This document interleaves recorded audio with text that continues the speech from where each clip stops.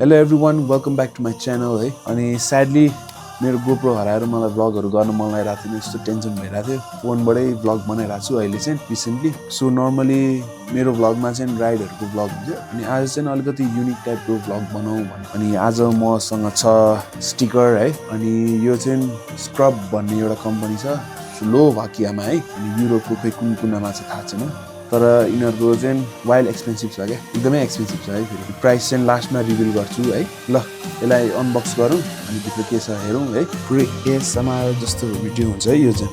राम्ररी खोलौँ न कतार कुतुर खोल्नु भन्दा त स्टिकर काटे लाग्यो फेरि चोटीमा ख्वार हो न 1 2 तल रहेछ नि त ब्रान्डिङ के रे time to change up stay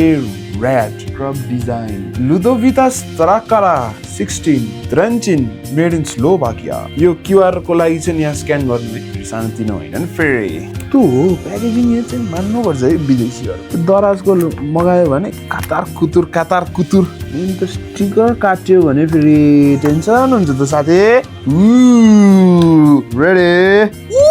यो खोल्ने कसरी यार के ग्लु गरेछ क्या हो अब चाहिँ रिस उठ्यो है अब चाहिँ काट्दिन्छु म स्टिकर अब यसले काट्यो पो त नि फेरि किन बिगार्ने भनेको अब यस्तो भयो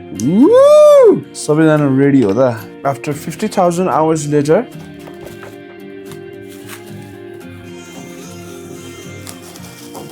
यसको एसएमआर यो एकछिनमा पड्काउँ है त आउँदैन त आइज है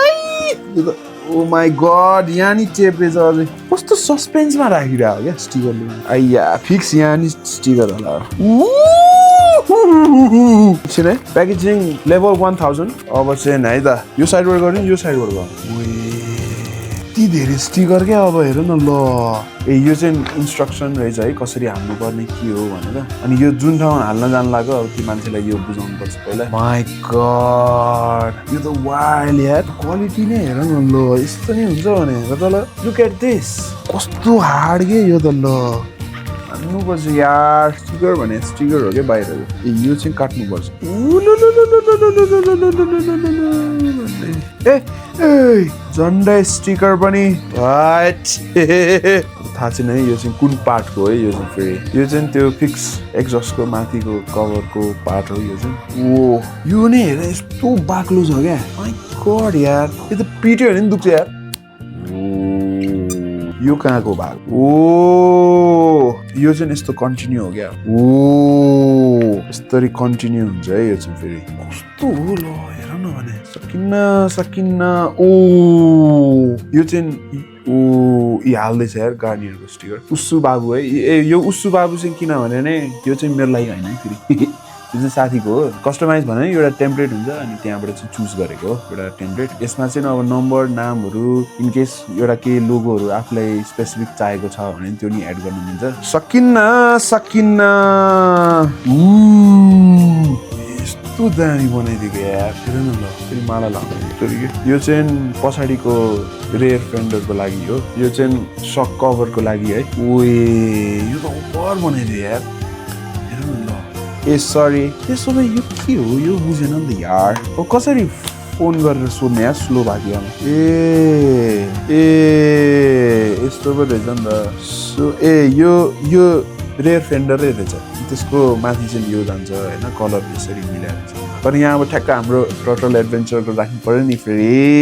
बुझ्छ है कसैले फेरि या कस्तो दामी यार ओहो यत्रो धेरै स्टिकर नि दिन्छ भने ल अब यसमा के आएको छ हेरौँ है त कस्तो सेम क्वालिटी छ यार स्क्रब डिजाइन रहेछ विली अहेड विली चाहिँ हान्न आउँदैन यो त युट्युबको चोरेको होइन scrub design dot bike scrub design on the track scrub design okay anyways सबै स्क्रब डिजाइन है अनि यो सबै दुईवटा दिएको रहेछ अनि फिक्स म एउटा सेट राख्छु अनि उसलाई दिन्छु तर सुरुमा उसलाई देखाउनु त पर्यो नि फेरि क्रेजी यो अझै दामी देख्नलाई म भुइँमा यसो एउटा बाइक जसरी नै बनाइदिन्छु के अनि हेरौँ त कस्तो देख्छ यहाँ ठाउँ एकदम सानो भयो क्या अनि यसरी ओभरल्याप गर्दै राखिरहेको छु ल क्लोजअप हेर्नु है त अब सबैजनालाई यो फ्रन्ट फेन्डर अनि यो सक कभर यो दुईटा अनि यो नम्बर प्लेट ठ्याक्क तल चाहिँ हेडलाइट हुन्छ यो ट्याङ्कको भइहाल्यो यो साइड प्यानल कनेक्टेड वाला अनि यो एक्जस्टमा टालिने हुन्छ या जहाँ टालिने हुन्छ झट्ट लगाएर रेयर फेन्डर हेर त ब्लूको क्वालिटी हेरौँ न केडा हो हामी अब यो लिएर साथीकोमा जान्छौँ अनि के अरे ऱ्याप एन्ड ड्राइभ भन्ने छ अनि त्यहाँ चाहिँ नर्मली कोटिङ सुटिङहरू गर्छ त्यो पिपिएफहरू हाल्ने त्यस्तो टाइपकोहरू डिटेलिङहरू गर्छ त्यहाँ चाहिँ अब डिटेल वास गर्छौँ पहिला चाहिँ अनि त्यसपछि बल्ल यो स्टिकर हाल्छौँ सो अब त्यही भेटौँ है त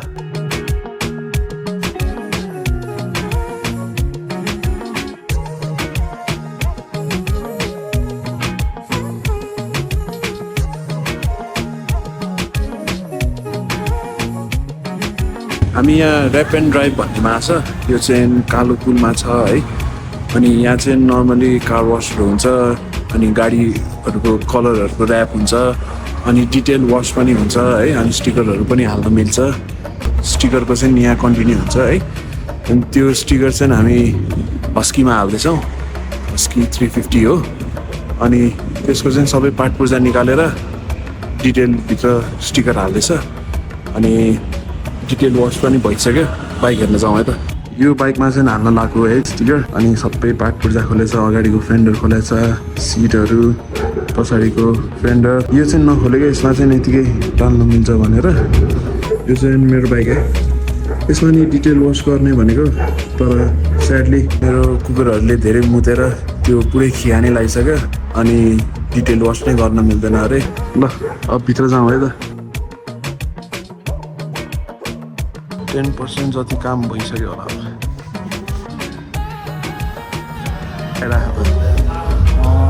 दसैँमा नयाँ लुगा किनेर अब फेरि एकछिनमा भेटौँ है त सानो सानो त्यो स्टिकर रहेकोहरू चाहिँ यसरी निकाल्नु रहेछ यति सानो प्रायः कहाँ खोज्नु जानु पऱ्यो त्यो चाहिँ हतपत पाउँदैन रहेछ नम्बर 6 यहाँतिर लागि रहेछ थ्याङ्क यू एउटा वर्कसपबाट यो पच हान्नुपर्छ हामीले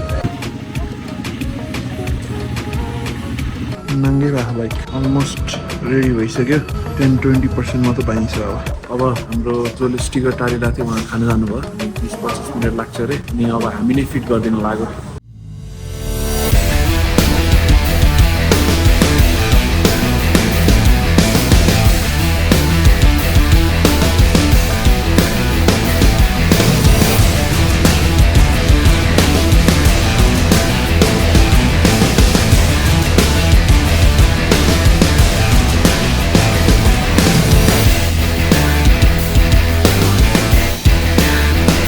ल गाइस हामी कति 1 बजेदेखि आएर अब अलमोस्ट 8 भइसक्यो हाम्रो काम पनि सक्यो thank you rap and drive है अनि यहाँ आउनको लागि चाहिँ पुरै एक दिन पुरै छुट्याउनु पर्छ थ्याङ्क यू फर वाचिङ है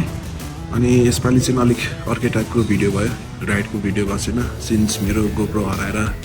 मलाई जोसै आएको छैन भिडियो बनाउन अब चाहिँ यस्तो टाइपको भिडियोहरू नि पोस्ट गरिराख्छु म bye bye see you soon